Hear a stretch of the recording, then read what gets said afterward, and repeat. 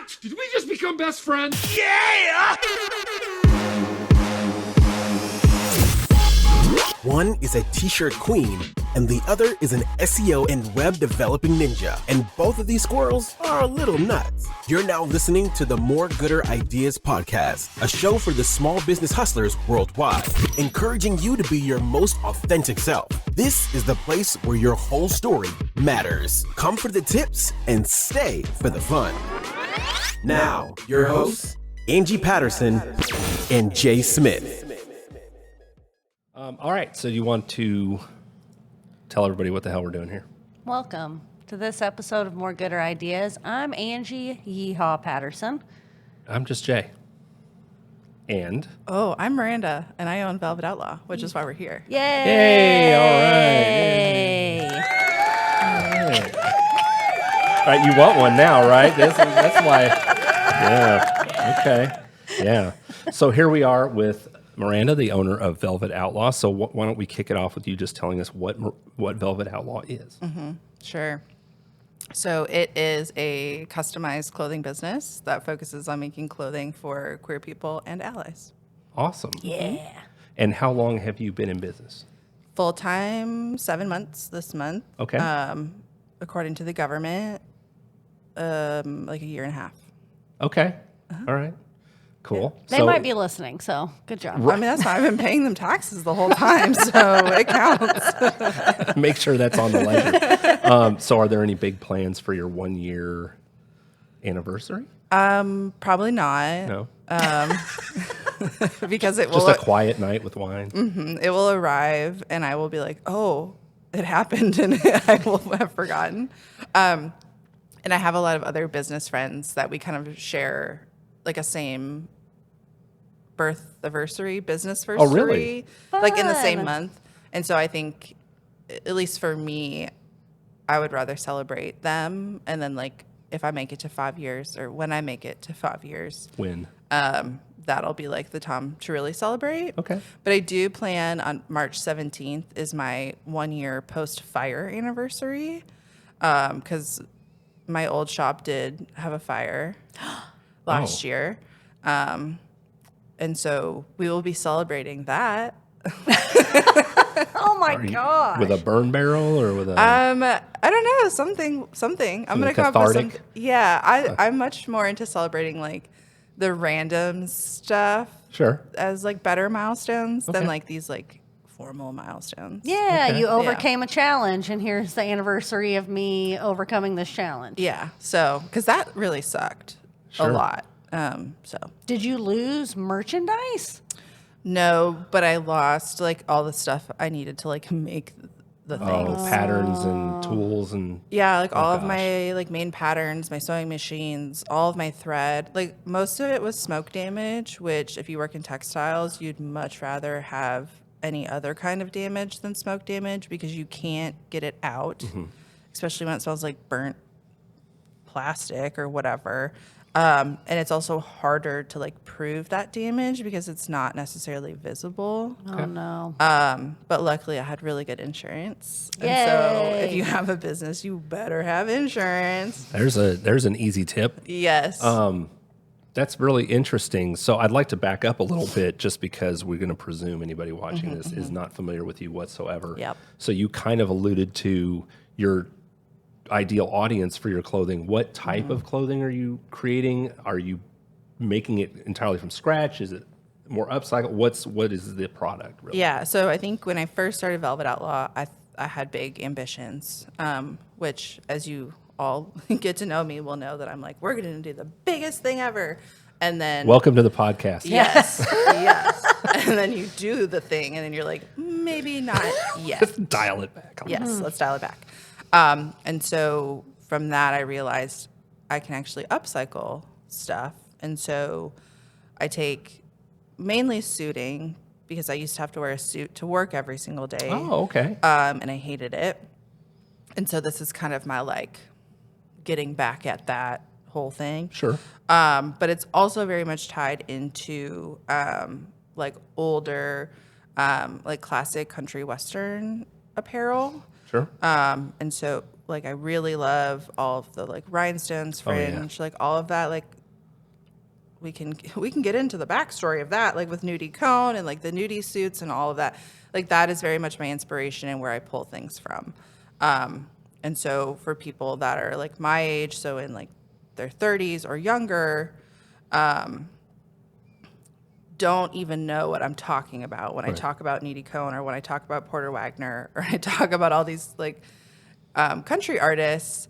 But now in like the last, I would say 10 years, now that's probably generous, 4 or 5 years, there's been a resurgence in these like rhinestone suits and like cowboy culture and all of that is really coming back, but in a new way, which is really exciting. And so I'm trying to like find my place in that through Velvet Outlaw. I think you're right on brand with that kind of culture too. I watched this thing on the internet about the lady who runs Dolly Parton's archives of her outfits. And that was one of the things she talked about was really hard was because she would reuse items. She would upcycle things that she had already worn to be able to wear them again. And so then she couldn't find like the original outfit because it had been made into like 3 different pieces for this other event. And she used a lot of like local designers because she couldn't find what she wanted at a regular store. So I think you're right on the mark with the new and the old. If I remember correctly, don't you do events in your space too for people to come in and do like a party kind of thing? Or did you at one point? Yes, I did. I am toying with the idea of bringing them back. They will look different than they did before. They were very structured, and it was like, we're making this one thing, and you can come make that. And I don't know if that feels good to me anymore, just because we do so many different things, and it felt a little prohibitive at the price point. And so in a newer iteration in this new space, I can fit more people, and it allows me to have more supplies. And so I think I'm going to do like, here's the like list of things that you can make at different price points. Okay. And then just like, you can just come make any of those things. Okay. That's cool. Yeah. So another thing you said that was interesting, you and but more friends than just you have the same business anniversary. Was that just pure coincidence, or was like one of you started a business and somebody got excited and then they started doing their own thing? Or No, I think it's just coincidence. I mean, when I started Velvet Outlaw, like I was not in the creative space in this community in the way that I am now. I was in a totally different field altogether. Oh, wow. That's interesting. We need to get back to that. Yeah. I mean, art has always been a part of my life, but I took like a 10-year hiatus, and now I like got my life back together. But then through starting Velvet Outlaw, I met all these other business owners who were also on the same timeline as I was. And so we all kind of like formed this little like cohort. And so we've been able to like share things together and like figure things out kind of simultaneously, which has been really nice. Yeah. Because starting a business is really hard. Yeah. And you need other people that understand what you're going through. Yes. Because it's very much your own thing, but that opens up other issues and problems that you thought were going to be solved by starting your own business. Absolutely, yeah. And that's actually why I wanted to interview you, because the first time I met you, which was at a vendor event, you kind of told me about what you did before Velvet Outlaw. And I mean, everybody has their story of why they started a business, but I just felt like yours was unique. And also unique as far as like what you did versus what you do now. Like there's not necessarily a clear transitional line. Unless you're in witness protection, I think everybody in the world other than Angie would like to know, what is that backstory? What were you doing before Velvet Outlaw, since we're going down that road? Witness protection. Nice. Very nice. Remind me, we were talking about conspiracy theories before. Remind me to revisit that part right there. Yes, and this will all tie in nicely. So my most recent job prior to Velvet Outlaw was as a mitigation specialist. Okay. And so what that means is that I worked with public defense teams on capital murder cases. Okay.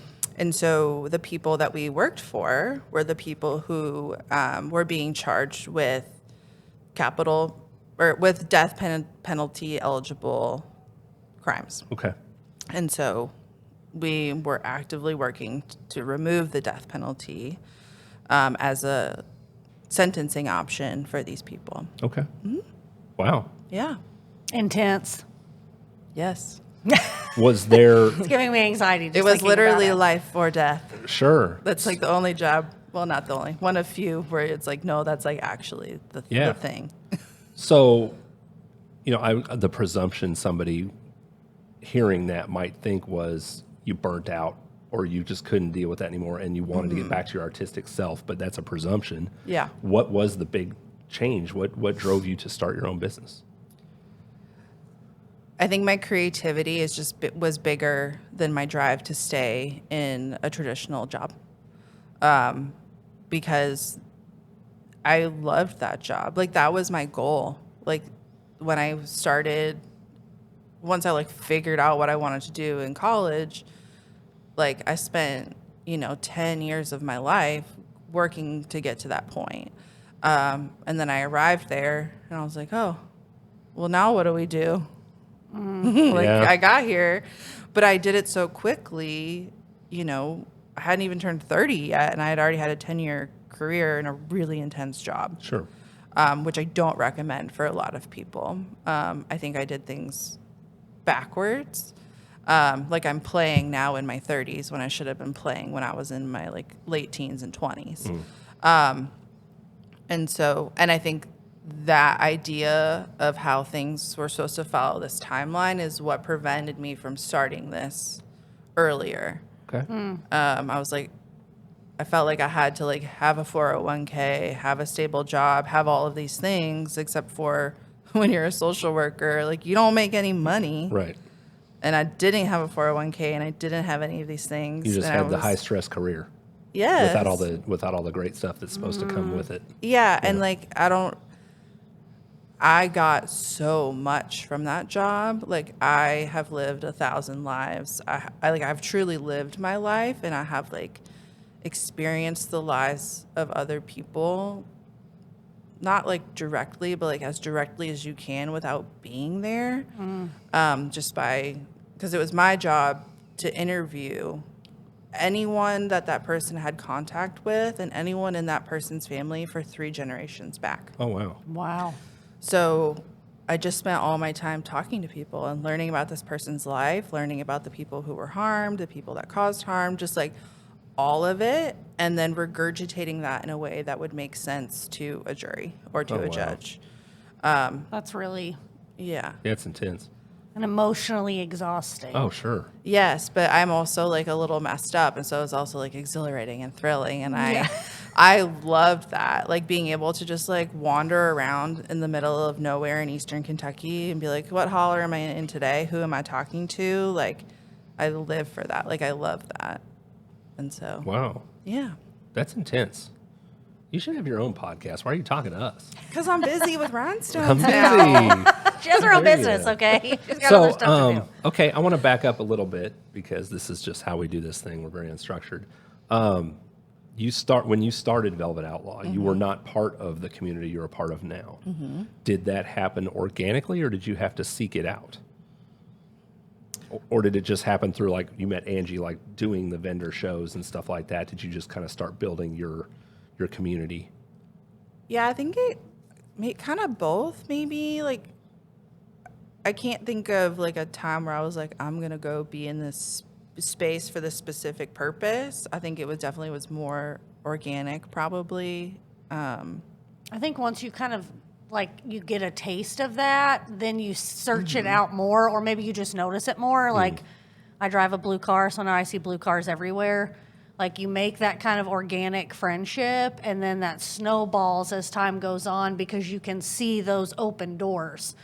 I went to Bellarmine, which is here in Louisville, and I was part of the art community there. Like, that's what my background is in. Like, I have a minor in stone carving. Like, oh, cool. I've been in the arts community here, and so it wasn't like I was stepping into something I had never like even known or done before. It just was like re-familiarizing myself with like the changes that had occurred since I had stepped out of it, and then being like, okay, this is what I remember from when I was here. Let's see if it's the same. Do people still go to these places? Do they still do these things?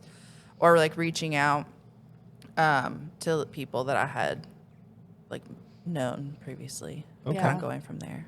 Okay. And I think it takes like a different form too the older you get. And like now it is art. You do it because it is your passion, but you are also trying to make a profit. Like you are building a business around it. And like, do you think that changes as you, like, I don't feel like what I do is art. You know what I mean? So it's like, does it have that different kind of like emotional feel than maybe if you were just trying to sell something? Does that make sense? I think it depends on the person. Like, do you want your stuff to feel like art, or do you want it to feel like a business? Like, I think it just depends on what your answer is to that. And everyone's reason for doing something is different. And for me, I knew that I wanted Velvet Outlaw to be a business. Okay.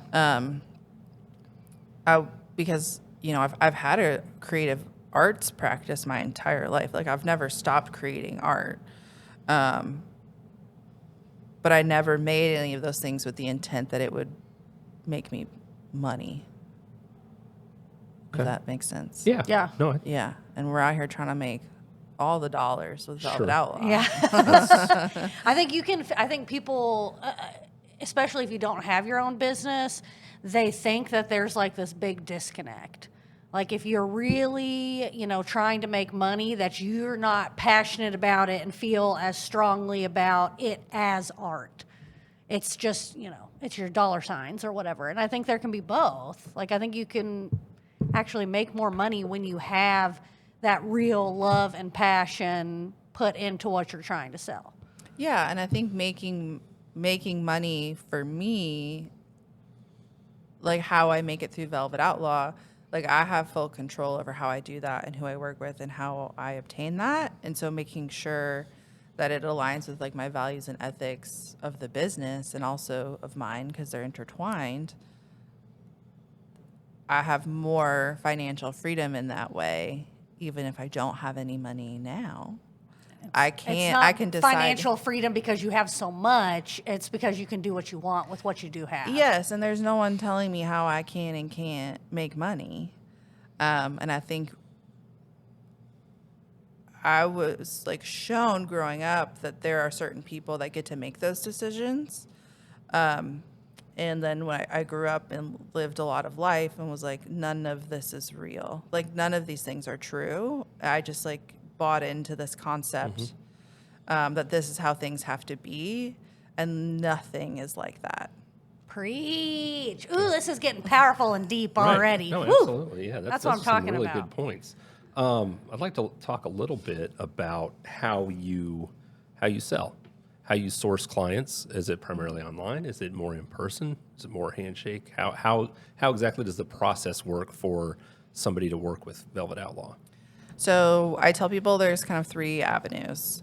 So there's the like you meet me at a market kind of like pop-up way, and then there's that, the in-person. Then there's just like online through the website, or there's people that reach out to me specifically because they have an event or something that they want me to make them an outfit for, or they have this idea that they want to see come to life through the lens of Velvet Outlaw. Okay. And so kind of those 3 avenues. Also have a pretty curated community, and I also like up until 2 weeks ago was a business of one person.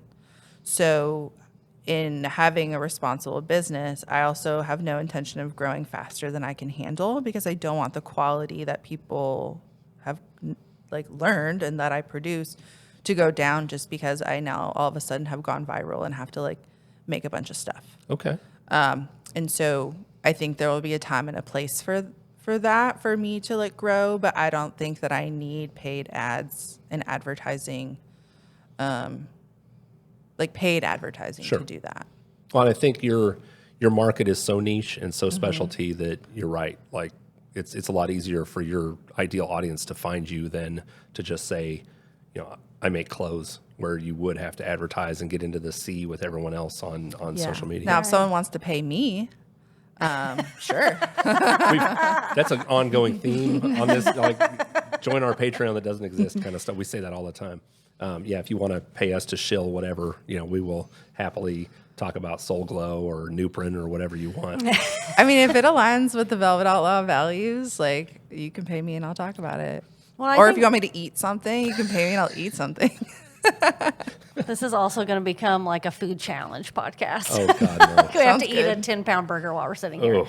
Count me in. I like what you said about, your clients finding you also, because that's something we've talked about is, especially when you're new, a lot of people, including me, you just throw everything at the wall to see what works. And sometimes that helps because maybe you find something you hadn't tried or thought of before, but I think you can shoot yourself in the foot by taking on clients, customers, projects that don't align with you or your business or your brand.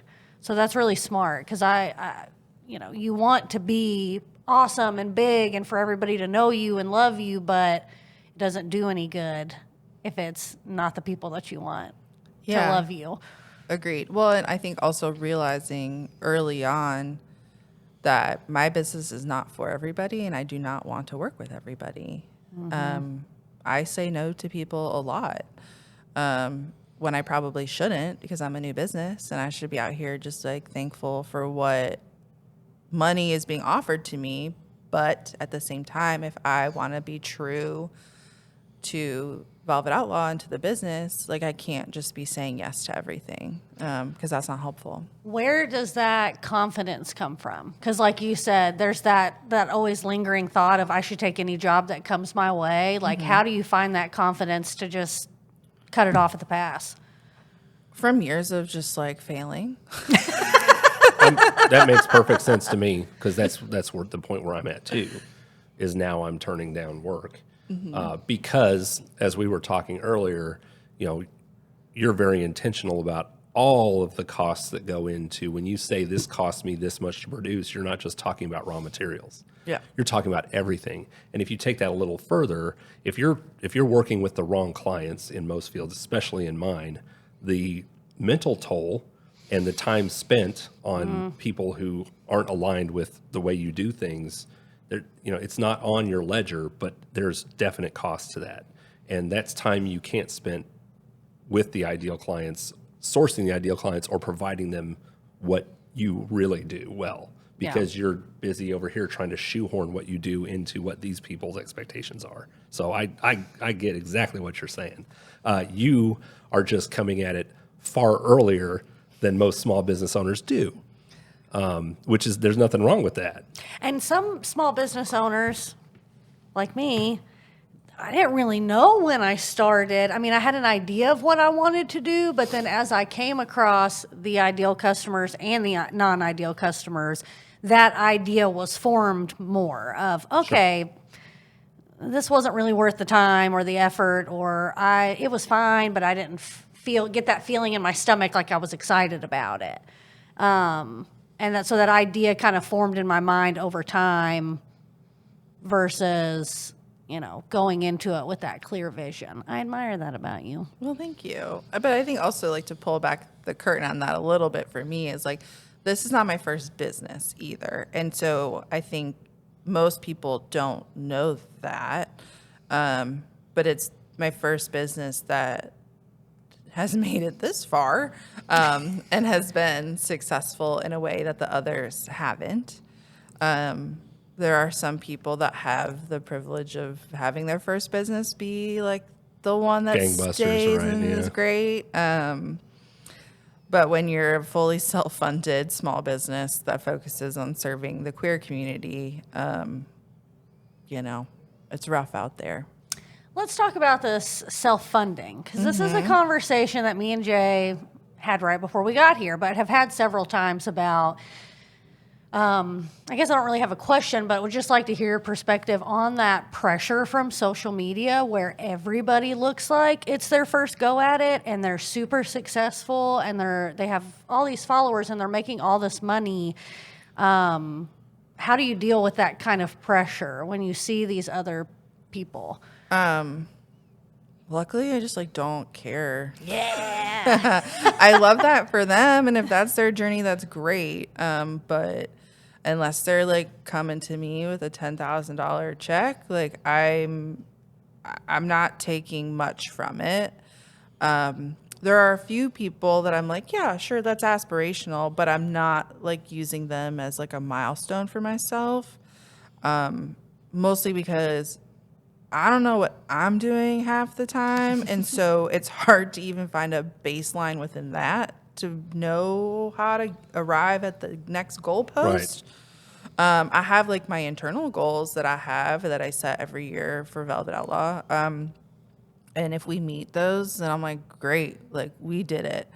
How did you come to the conclusion, or did you always kind of know that like your own business was also going to be something that like you liked doing? Because I know a lot of people, maybe they love photography, so they start a photography business. Well, now they hate photography, and they don't want to take a picture ever again. Mm-hmm. So is that you? Yeah. Because he used to be a photographer. That was me, actually. Some people, aka me, like I love this. I'm good at this. This is therapy. You just didn't know it. I'm gonna try. I am a licensed therapist. Hey, all right, let's do it. 2 birds with 1 stone. I'm gonna start a whole new podcast with a new title and everything for this part. So I was born in 1988 because I'm not renewing my license. Hey, that was when I was a private investigator. It expired last June, and now people. I'm not sorry. No. Well, when I was born, the first childhood trauma that I remember is... I'm ready. I'm like, yeah, let's get into it. Was that a fear? Did you have that in the back of your mind? Like, hey, maybe is this going to turn into something that I dread? Or have you been in any points with Velvet Outlaw where you're like, I really love doing this, but this is putting a lot of pressure on like my creative juju or like my happiness, making this how I make money also? No. I have not had that, mostly because I don't do things that aren't fun for me, which is really annoying to a lot of people. I'm like, if it's not fun, I'm not doing it. And like, as soon as something... That's a T-shirt right there. Yeah. Yes. But there was, 30 years of my life learning that through a lot of different things. And... I have a lot of hobbies that I love, but I would never want to monetize them. And so when thinking about starting Velvet Outlaw, this was none of those hobbies. And so it was like a safe space for me to be in. Okay. Yeah. I had never done what I'm doing now until I decided to start my business. So I didn't have like a chance to think about, is this something I'm going to get sick of, or am I going to not like doing this anymore? And it hasn't happened for me yet either. But I did kind of learn. It's hard sometimes to say I'm not going to do this because I don't enjoy it. I think you're also so you're you have also pivoted quite often and tried things and moved away from them, just like I do. Mm-hmm. So I don't think it's like what she's doing is very, very specific and. Like you said yourself, if you're not enjoying it, you're not doing it. Whereas, you're selling a whole lot of different products and you try things and some of them you just like, that didn't work. I'm not doing that anymore. Or I didn't enjoy that, or that was not worth the time spent. Mm-hmm. So I think it's more of an iterative process for you than like this. Like this is very definitely what it is. And I don't think even, I don't think there's even room to pivot just because it's so specific. Yeah, I mean, I do pivot a lot within the business, mm-hmm. Like kind of what we were talking about earlier. Like I spent the whole first year just like throwing stuff at the wall to see what I liked doing, what people were receptive to. I mean, within Velvet Outlaw, last year I had, like if we want to be like super retail technical, I had like almost 400 SKUs, which is a ton. Yeah. Wow. For a one-woman small business. And now we have like 12. Oh, wow. And then there's like variations within that. Sure. But yeah, when I like sat down with my like end of year stuff 3 weeks ago, I like looked at all the different things I made, and it was like very close to 400 like Wow. different things. Wow. And so yeah, I think it just looks a little different now. It's not like clothing and then like photography. It's like, okay, we had this earring and it sucked, and then I decided to try it this way and it was good, or like I made this suit, or like now this year I don't want to have to make another dress or a skirt ever again. Like, Boom. please no. So we're not doing it. Like, it's not happening anymore. And I'll direct you to whomever can do that for you in our community, but it's not going to be Velvet Outlaw. Now we're making jock straps instead, because that brings me joy currently. Okay. And so, yeah, we're pivoting. We got less SKUs. We're happy. But you're It's keeping fun. your focus the same, which is it aligned with my beliefs, my morals, and am I having fun while I'm doing it? And it sells. Yes. Yeah. I mean, It's got that's good profit margin. Yeah. Yeah. That's a good lesson, I think, for me and for lots of people, because I think it's easy to take your own happiness or joy out of it when you are looking at the numbers portion of it. Sure. At the end of the day, when I'm looking back on it, because it's not bringing me my ideal customer who's going to be cool with everything that I want to do. So I think that's a good lesson for all million of our worldwide listeners. Yes. That It's her tell. She looks directly at the camera when she's talking some bullshit. It's the best. I really appreciate it. I'm used to it being like more in front of me, so Right. I can look at it more without craning my neck. But I just think that resonates with me a lot, because I do want to have that freedom of having my own business and being able to do what I want. But I always kind of feel that pressure of, well, somebody might like this, and are they going to pay for it? And that's extra money. I'm doing it to, like you said, to make money, but I also want to be true to my own voice. For me, I go based on, does this feel right for me? And if it does feel right for me, I'm going to figure out how to get that money to do that. It's not like, what do I have left over after my expenses? Now, based on these $18, what can I then make? Like, that's not how I run my business, even though that's like how a lot of people, like, that's how they say you should. Like, you should have a profit first model. And I have a fun first model, so. Yes, I That's a love book. fun first. Trademark. Hashtag Fun copyright. first. Well, and T-shirt. you have to have that passion if you're a small business owner. You have to have it, and if you don't have it, maybe it's not the business maybe it's not that you're not making a profit. Maybe it's because you're not doing what you're passionate about. Well, And that's what's causing you to not be able to make a profit. Yeah, and I think it just depends. Like, it's going to be different for everybody, and everyone's got to figure it out. Like, I'm still really early on, so I kind of have that ability to, like, play and make a mess. But, like, trust me, like, at the end of every week, well, really on Mondays, I have my, like, CEO days, and I'm, like, at the computer, in my spreadsheets, in my QuickBooks, like, doing the boring money stuff. Like, that's not necessarily like the fun that's like the fringe and rhinestones. But that part is still fun for me, because then I get to see, like, I view it as like, this is my time to see my opportunities. And based on like how we're doing and how I'm organizing it all, that's how I know what opportunities are available to me in the future, whether it's financially or maybe I just need to be more creative with the materials I already have.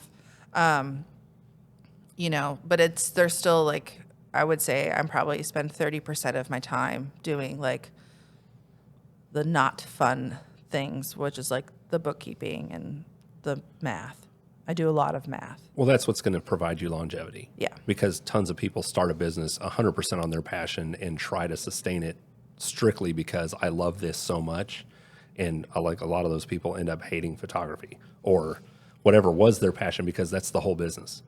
And they don't intentionally run it like a business, like Yeah. you are right from the get-go. Yeah, like you better love spreadsheets or learn to Yes. love them. Absolutely. Luckily, I do. I love data. I love a nice graph. Like, get me in all those colors. Like, You're working both sides of the brain. Right. yes. Yeah. Well, it's because I had this whole life, this whole career before this, you know, and I didn't just like wake up one day and was like, I want to sew things. Yeah, and that's a really great point too, because maybe if you're not like an entrepreneur or a small business owner, I think people just think, oh, well, they didn't want to work a 9 to 5, so they started their own business making cupcakes or whatever. But you really do bring all of those experiences, even if you can't see the direct correlation. You bring that into your business and you use that to your benefit. Smooth transition here. I did want to talk about your space because this will be our third on-site. Our first one was at a barbershop. So obviously it was a barbershop. And then we did an interview with Caitlin in her studio, which is in her home. We both work out of our homes, technically. So tell us about why you felt like you needed your own space for Velvet Outlaw. Good question. That was just for Velvet Outlaw. Well, it started in my attic, and I was still working my other job at the same time, and so that worked out really well because I was working like 80 hours a week at that job, and then I'd like come home and then work, 40 hours a week in my attic, and sleep never. So it like served its purpose then. But as I started getting more clients, more custom orders, I was like, I have all these people that are like coming over to my house, and my attic doesn't have heat or air, and like that's uncomfortable. Like I don't care that they're coming over to my home. But also, if you were like over 5'7", like you can't stand up straight. So there's just like a lot of logistical issues there. And I knew that this wasn't going to be a hobby. Like I wanted this to be a legitimate business, and part of that was like taking the risk, the financial risk, to move out and pay for a space. And I looked high and low everywhere. Have gotten and failed so many times at finding a spot. Eventually landed here at Melwood begrudgingly because I just wanted something different. But I sucked it up and like realized that can be like a future dream, but what I needed right now was just like somewhere to land. And so Melwood like served its purpose for me in that way. And then now I'm in this new space, which is still at Melwood, but it's even better. And I can hold more people. And I think this to me feels legit. Like I got so much stuff in here. Yeah. It's full of stuff. I got things everywhere. So It's beautiful. Yeah. I actually like working in quiet. I don't like to listen to music. I don't want to talk to anybody. Like, I just want to hear the silence while I work. Yeah, which was the exact opposite of what I'm doing right now. I'm like, oh, that's my aspiration, is to one day have like the Sandy Pants studio, but nobody's invited there. It's just for me. I think that's fine. Like people are not invited. Like you have to literally be invited to come here. Like it's not an open shop. Yes, I'm not an open retail storefront. And so I think that you can decide for you whatever you want. That's like kind of the magic of it all, right? That's the whole point. What made you decide? Because you did have shop hours previously, right? Where people could come in and shop. Was there some, like, what helped you make that decision that maybe that wasn't what was best for Velvet Outlaw? In non-planned foot traffic, I only did $800 in sales as a retail storefront. And that is not good. And that is not what I planned. Like, I did not start Velvet Outlaw to become a retail store manager. Okay. That is not a desire of mine at all, ever. It could be a version of Velvet Outlaw where we have a retail store, but I can tell you 100% I will not be the store manager of that. Like, that is not my plan. And so if that happens, y'all hold me accountable. Bring this back, because I'm not going to be happy. Just so happens somebody who spent a career as a retail store manager. I highly recommend you don't do it. So. Yeah, and I worked in like hospitality and food service for a long time, and like that was enough of like peopling for me in that capacity. And so yeah, there is someone out there that I think would love to be the Velvet Outlaw retail store manager when we get to that point. And I am really excited to meet them. If you're watching now, send your application. I'm currently figuring out how to pay you, so check back in with me. All right, so let's pivot a little bit. And a question we like to often ask people is, are there, and it sounds like you definitely know some small businesses in Louisville that you wish more people knew about along, in your community or some, friend, whoever. And doesn't have to be one, doesn't have to be five, just, some small businesses that maybe don't get the credit or get the traffic or people should know more about them. Who do you love? Oh my gosh, I love everybody. That's my problem. But I think to bring it back to what we were talking about before, I'll tell you about the ones that are kind of in my small business cohort that we kind of started together. Like a gang. Yes. Like a cabal. Well, maybe not that. I do. Cult. Yes. Yeah. Cult. Yes. I have long-term I told you we'd turn this plans. into a cult podcast eventually. Here it is. Can it be though? Because yes. It's inching towards it every episode. I want that more than anything. Maybe not Let's do like it. the predatory way, culty energy, but like a little. an intentional culty community, like an intentional community. commune. Like I want to live in one so bad. So if you know any, yes. But the business is Hard Times Collective. Okay. I happen to be a vendor there, and so they are in Butchertown on Washington Street next to 1020. Across from Nave?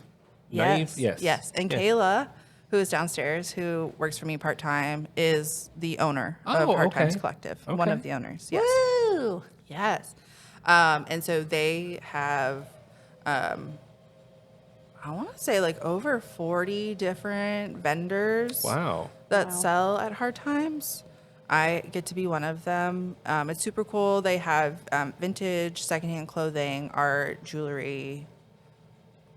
Used to have some furniture. I don't know if they have that anymore, but yeah, they're amazing. Cool. Love them. Are there any other businesses in or is everybody in the Hard Times? No, well, so another business Cabal. is Madkind Design. Okay. And that's Madison. And she did all of the branding and design and my website. And Oh, so cool. Velvet Outlaw would not exist without her work. Madkind Design. Yes. Cool. Yes, she's very good. Okay. You also will know her work if you know Women-Owned Wallet. Yeah. She did all of their branding design and Okay. work for them. Yes. And so many others like Maddie About Cake, who sells macarons and other baked goods that are amazing. Madison did all of her stuff. And then Maddie About Cake is also kind of in our the small business new kid bubble. And she's great. We Super enjoy cool. that. Super cool. Where do our listeners find Velvet Outlaw? On our website, which is velvetoutlaw.com. On Instagram, velvet.outlaw. On TikTok, Velvet Outlaw, no dot. Because it We need a chart. was available. And then I'm on Pinterest, Velvet Outlaw. So if you want to see where all of my ideas originate from or how outfits are created, you can kind of get a deep dive into what my brain looks cool. like there. So that's kind of fun. And then here in my physical store, you can message me on Instagram or email me, and you can come to my store. I will let you. You just have to ask first, mostly to know if I'm here or not. Sure. And that's at Melwood Art Center, which is 1860 Melwood Avenue, Studio 268. Right. Up in the tower. Yes, the Fashion Fortress. Oh, ooh. Wow. Now it's got kind of a Super Friends thing going on. Yeah. I like it. Yeah. What is if a guy on the street comes up to you and he's like, "Hey, I'm thinking about starting a business." What do you say about that? What are you doing? Why are you talking to me? What the hell are you doing? Run for your life. Well, that too, but also what is your business? What are you doing? What are you planning to do? Or good for you. I think anyone should try anything. I don't think that people shouldn't do things because they feel like they can't because someone else is doing it or has done it. If that were the case, nothing would happen ever because Right. nothing is an original idea anymore. It just happens to be you. You're the one that's doing it, which is what makes it special. So yeah, I hope that nice man on the street starts his business. Good luck to you, man. We're pulling for you. Be on our podcast once you've made it. We'll tell you about Hot Pink. Hot pink accounting. All right. You want to kind of tie it up? thank you for joining us at the Fashion Fortress.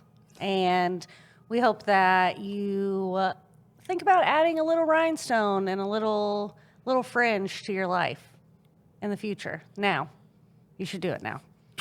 I'm Angie. And I'm Jay. And I'm Velvet Outlaw. See ya. Birds aren't real. Oh no, now we're going to get on a hole. I want to talk about conspiracy theories. That's not a conspiracy. It's true. Was Thank that from you. TikTok? Huh? No, that's been known for a long time. They're actually robots made by the NSA. There's no real birds. That makes me feel better because I hate If you birds. look at the physics of birds, it's They're impossible. always watching They're not you. real. Yeah, and they're always watching you. So then are planes based on the NSA, not actually on birds? I mean, don't get me started on planes. Damn. Don't even start on the planes. Mic drop. Mic drop. We did it. And then there's magnets. Whole nother... Thanks for checking out this episode of the More Gooder Podcast. Make sure to follow us on Instagram and Twitter at More Gooder Ideas and search us up on Facebook, the More Gooder Ideas Podcast. And don't forget to like and subscribe on your favorite podcast platform so you never miss an episode.